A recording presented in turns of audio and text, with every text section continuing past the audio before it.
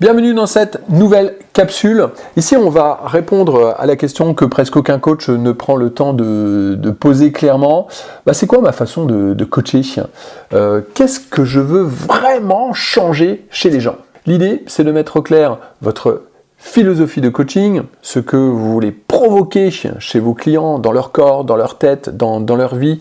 Ensuite, ce que vous acceptez et ce que vous refusez dans votre manière d'accompagner. Parce que si on ne sait pas ça, on va copier les méthodes des autres, on va se sentir décalé dans son propre coaching et on aura du mal à se différencier, à être crédible. Et le problème aujourd'hui, c'est que beaucoup de coachs sont dans cette situation. Ils savent ce qu'ils font, des séances, des programmes, des circuits, mais ils savent mal pourquoi ils font comme ça. Résultat, on pioche des séances à droite à gauche, on change d'approche dès qu'on voit une nouvelle méthode miracle, on a du mal à expliquer en quoi notre coaching est différent de celui du voisin. Et surtout, parfois on ne se sent pas aligné avec ce que l'on propose.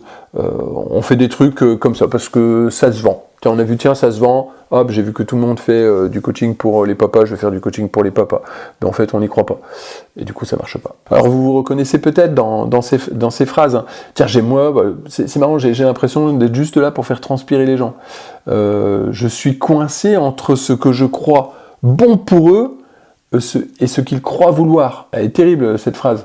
Je voudrais aller plus loin que compter les répétitions, mais souvent on ne sait pas comment faire, on ne sait pas comment le dire. Donc voilà, sans vision claire de votre coaching, on se retrouve à suivre la demande, on se retrouve à faire plaisir, mais à ne plus savoir ce que vous défendez. Et quand on a ce malaise, les réactions sont classiques. On se dit, on va faire une formation de plus, on va faire un diplôme de plus, en disant que ça donnera du sens. On change complètement de méthode tous les 6 mois. Avant, on faisait beaucoup de hits, et puis maintenant, on va faire beaucoup de mobilité. Puis demain, ce sera peut-être autre chose. On essaye de copier le cadre d'un coach qu'on admire, sans se demander en fait si ça nous correspond. Les fausses solutions aussi, c'est de se définir aussi parfois par des outils.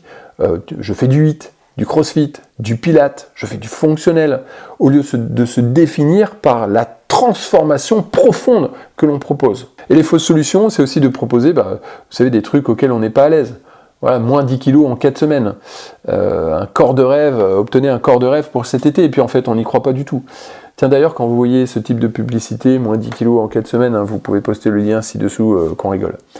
Voilà, le problème, c'est que tout ça, ça vous déconnecte de votre propre pourquoi. On s'épuise à jouer un rôle, et on attire des clients qui sont pas faits en fait pour nous, qui sont pas faits pour votre vraie façon de coacher. Mais ça, c'est pas de votre faute, c'est le milieu du coaching, c'est YouTube surtout aussi qui vous pousse à être un petit peu YouTube, et même Facebook, qui vous pousse à être un petit peu bankable, pas aligné.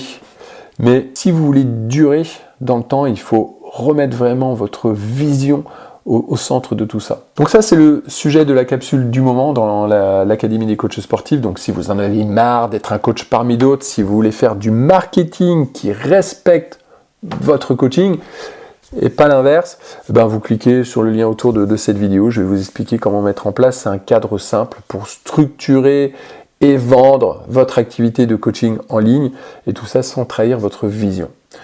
Donc, cliquez sur le lien ci-dessous, et puis on se retrouve de l'autre côté, je vous explique comment ça se passe pour entrer dans l'Académie des coachs sportifs.